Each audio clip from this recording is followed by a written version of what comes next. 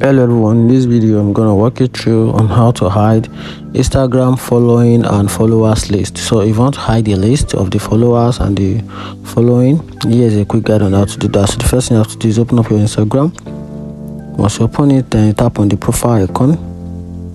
Then right here, if your account is not on professional mode or a professional mode, you will have access to where you can see the friend list, the follower list and the friend list on your profile. But if your Instagram professional mode is turned on, then you have something like this, which is the professional tools bar, where you can do a couple of things with your content. But if your one is on if your account is on private or normal mode, just tap on the profile, just tap on the three dot icon.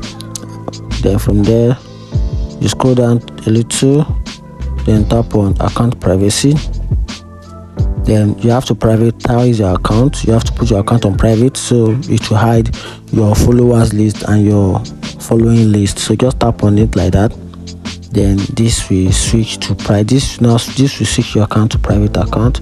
Then that's it, and only your followers will be able to see the photos and videos, and that's it. If you find this video helpful, turn on the notification button and follow for more. Thank you.